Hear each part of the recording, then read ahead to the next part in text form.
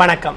புதுவை அன்னை தெரசா பட்ட மேற்படிப்பு மற்றும் நல அறிவியல் ஆராய்ச்சி நிறுவனத்தில் நடைபெற்ற அரசு துவக்க பள்ளிகளுக்கான மிஷன் M3 என்ற இயக்க துவக்க விழாவில் முதல்வர் ரங்கசாமி பங்கேற்று இயக்க செயலாக்கத்தை துவக்கி வைத்தார். புதுவை கோரிமேடு அன்னை தெரசா பட்ட மேற்படிப்பு மற்றும் நல அறிவியல் ஆராய்ச்சி நிறுவனத்தில் உள்ள பல்நோக்கு கூடத்தில் அரசு துவக்க பள்ளிகள் மற்றும் அரசு நடுநிலைப் பள்ளிகளில் பணியாற்றும் ஆசிரியர்கள் மற்றும் தலைமை ஆசிரியர்களுக்கான அரசு துவக்க பள்ளிகளின் தரத்தை உயர்த்திடும் வகையில் மிஷன் M3 என்ற இயக்கத்தின் துவக்க விழாவும் முனைப்பூட்டும் உரை வீச்சும் நடைபெற்றது. கல்வி அமைச்சர் தியாகராஜன் தலைமையில் நடைபெற்ற விழாவில் முதன்மை விருந்தினராக முதல்வர் ரங்கசாமி கலந்து கொண்டு இயக்கத்தின் செயலாக்கத்தை துவக்கி வைத்து சிறப்புரையாற்றினார். தொடர்ந்து சட்டமன்ற உறுப்பினர் தமிழ்செல்வன் மற்றும் செயலர் ராகேஷ் சந்திரா வாழ்த்துறை வழங்கிய விழாவில் சாகித்ய அகாடமி விருதாளர்கள் ஈரோடு தமிழன்பன், பிரபஞ்சன், தாகூர் கலைக்கல்லூரி முதல்வர் ராஜன் ஆகியோர் உரையாற்றிட தொடர் நிகழ்ச்சிகளாக சிறப்பு பயிலரங்கங்கள் நடைபெற உள்ளது. புதுவை பள்ளி கல்வி இயக்ககம் சார்பில் நடைபெற்ற இவ்விழாவிற்கான ஏற்பாடுகளை இயக்குநர் வல்லவன் தலைமையில் அலுவலர்கள் செய்திருந்தனர். புதுவையில் அனுமதியின்றி கட்டப்பட்டதாக தனியார் நிறுவன கட்டிடத்தை நகர அமைப்பு குழுவினர் பொக்லைன் இயந்திரம் மூலம் இடித்த சம்பவம் பெரும் பரபரப்பை ஏற்படுத்தியுள்ளது. புதுவை தட்டாஞ்சாவடி ராஜீவ்காந்தி சிக்னல் அருகே உள்ள தேவிகி டிரேடர்ஸ் என்ற தனியார் நிறுவன கட்டிடம் அனுமதியின்றி கட்டப்பட்டதாக நகர அமைப்பு குழுவினர் அந்த நிறுவனத்தில் நோட்டீஸ் ஒட்டிவிட்டு பலத்த போலீஸ் பாதுகாப்புடன் பொக்லைன் இயந்திரம் மூலம் கட்டிடத்தை இடித்தனர். இந்த சம்பவம் அப்பகுதியில் பெரும் பரபரப்பை ஏற்படுத்தியது.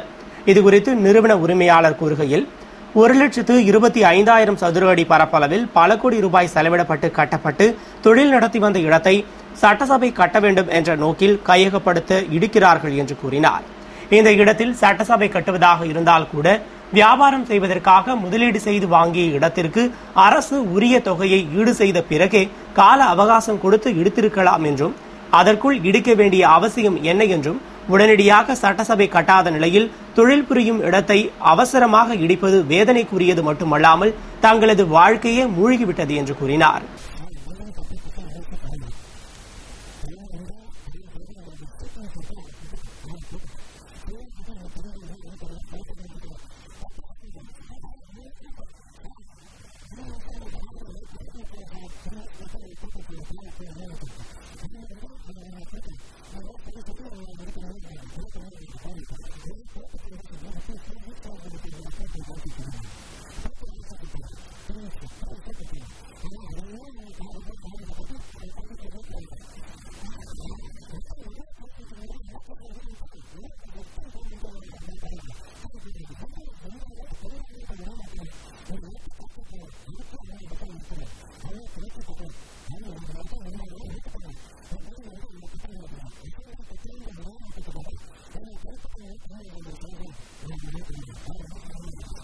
இதுகுறித்து தகவல் அறிந்த திராவிட முன்னேற்ற கழக மாநில அமைப்பாளர் MA சுப்பிரமணியன் உடனடியாக சம்பவ இடத்திற்கு விரைந்து வந்து பார்வையிட்டார். மேலும் இதுகுறித்து அவர் கூறுகையில், புதுச்சேரி அரசியல் வரலாற்றில் மக்களாட்சி தத்துவத்தில் இதுவரை நடைபெறாத ஒரு அதிகார துஷ்பிரயோகம் நடைபெற்று கொண்டிருக்கின்றது. இந்த துஷ்பிரயோகத்தை திராவிட முன்னேற்ற கழகம் வன்மையாக கண்டிக்கிறது. ஒரு வியாபார ஸ்தலமாக இருந்த புதுச்சேரி மாநிலத்தின் தனித்தன்மையே கடந்த 2.5 ஆண்டுகளில் சீர்குலைத்துவிட்ட இந்த NR அரசு இப்பொழுது ஒரு மிகப்பெரிய சர்வாதிகார போக்கிலே ஒரு மிகப்பெரிய வியாபார நிறுவனத்தை சார்ந்த அந்த துறையை சார்ந்தவர்கள் 30-40 லட்சம் அளவில் அவர்கள் வணிக வரித்துறையிலே அவர்கள் சேல்ஸ் டாக்ஸ் கட்டுகின்றார்கள். அவர்களது கட்டடத்தை, அதுவும் இது ஒரு எந்தவிதமான துஷ்பிரயோகமும் இல்லாமல் கட்டியிருக்கின்ற இந்த கட்டடத்தை அரசு அந்த அப்ரூவல் பெறவில்லை என்பதற்காக அவர்கள் இப்பொழுது ஒரு நடவடிக்கையில் ஈடுபட்டிருக்கின்றார்கள். புதுச்சேரியில் அப்படி பார்க்க போனாக்கா நிச்சயமாக 50-60 கட்டடங்களை, வியாபார ஸ்தலங்களை இடித்தாக வேண்டும் என்ற நிலை இருக்கின்றது. என்றாலும் இதுபோன்ற காரியங்கள் எந்த முதலமைச்சரும், எந்த மக்களால் தேர்ந்தெடுக்கப்பட்டவர்கள் யாருமே செய்யாத, அவர்களுக்கு ஒன்று இந்த கட்டடத்தை, இந்த நிலத்தை பொறுத்தவரை அரசு ஆர்ஜிதத்தில் இருக்கின்றது, அக்யூசிஷன் இருக்கின்றது, கோர்ட்டிலும் இருக்கின்றது. இந்த சூழலில் ஒரு காலக்கெடு கொடுக்காமல் அவசர கோலமாக அதிகார துஷ்பிரயோகம் செய்து இந்த மிகப்பெரிய துஷ்பிரயோக நிகழ்ச்சியை நடத்தி இருக்கின்ற மாண்புமிகு என்ஆர் அரசை வன்மையாக திராவிட முன்னேற்றக் கழகத்தின் சார்பாக கண்டிக்கின்றோம். நீதிமன்றத்தில் இருக்கின்ற ஒரு இடமாகும். இந்த இடத்தை இப்பொழுது நகர குழுமம் துறையை சார்ந்தவர்கள் மாண்புமிகு என்ஆர் அவர்களின் அதிகாரத்தால் கட்டளையால் இந்த இடத்தை இப்பொழுது அவர்கள் இடிக்க முற்படுவது நீதிமன்றத்தை அவமதிக்கின்ற செயலாகும் என்று மாநில திராவிட முன்னேற்றக் கழகத்தின் சார்பாக இந்த அரசினை குற்றம் சுமத்துகின்றேன். அதுபோன்று காங்கிரஸ் பொதுச் செயலாளர் AKD ஆறுமுகம் விரைந்து வந்து இடத்தை பார்வையிட்டு கூறுகையில், அனுமதி இல்லாமல் கட்டிய இடத்தை இடிப்பது வரவேற்கத்தக்கது என்றும், ஆனால் இதுபோன்று புதுவையில் எத்தனை கட்டிடங்கள் அனுமதியின்றி கட்டப்பட்டுள்ளதோ அத்தனை கட்டிடங்களையும் இடித்து விடுவார்களா என்று கேள்வி எழுப்பிய அவர், அனுமதியின்றி கட்டிய கட்டிடத்திற்கு அபராதம் விதிப்பதுதானே வழக்கம், தற்போது ஏன் கட்டிடத்தை இடிக்கிறார்கள் என்று வினவினார். மேலும் இந்த நிறுவனம் கட்டிடம் இடிக்கப்பட்டதை கண்ட பொதுமக்கள், நிறுவனத்தில் சுமார் 4.5 கோடி ரூபாய் மதிப்பிலான பொருட்கள் உள்ளது மட்டுமின்றி 2 கோடி ரூபாய்க்கு மேல் செலவு செய்யப்பட்டு அமைக்கப்பட்ட நிறுவனத்தில் அனுமதியின்றி கட்டியதற்கு அபராதம் விதித்திருக்கலாம் என்றும், அதனை விடுத்து அதிகாரிகள் தங்களது நேர்மையான கடமை உணர்வினால் கட்டிடத்தை இடிப்பது முதல்வரின் கவனத்திற்கு சென்றிருக்காது என்றும், இச்சம்பவத்தால் அரசிற்கு வீணான களங்கம் ஏற்பட்டுள்ளது என்றனர்.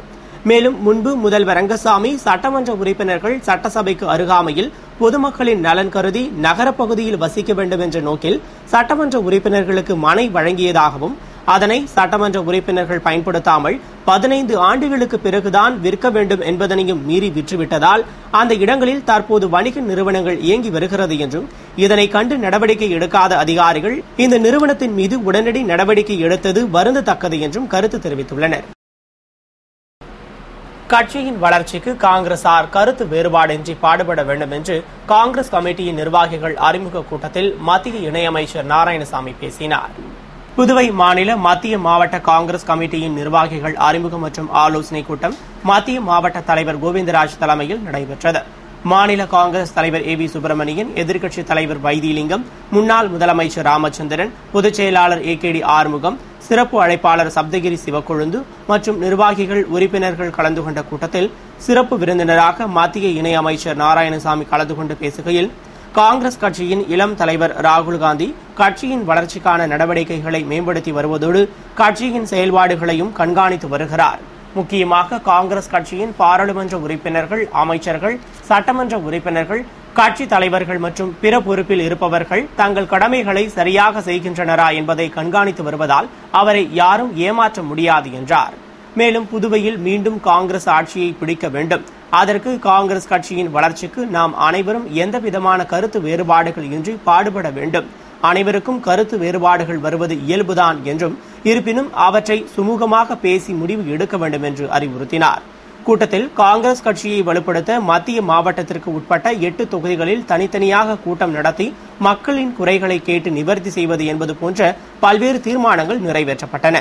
முன்னதாக பாகிஸ்தான் தாக்குதலில் உயிரிழந்த 5 இந்திய ராணுவ வீரர்களுக்கு மௌன அஞ்சலி செலுத்தப்பட்டது.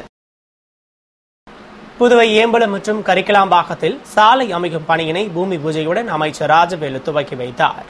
புதுவை நெட்டப்பாக்கம் கொம்யூனுக்குட்பட்ட கரிக்கலாம்பாக்கம் சுப்ரீம் நகர் விரிவாக்கத்தில் உட்புற சாலைகள் சட்டமன்ற உறுப்பினர் தொகுதி மேம்பாட்டு நிதியிலிருந்து 44,20,000 ரூபாய் மதிப்பீட்டில் சாலை அமைக்கவும், ஏம்பலம் கிராமத்தில் பாலமுருகன் நகரில் 41,72,000 ரூபாய் மதிப்பீட்டில் உட்புற சாலைகள் அமைக்கவும் திட்டமிடப்பட்டு அதற்கான பூமி பூஜை விழா நடைபெற்றது.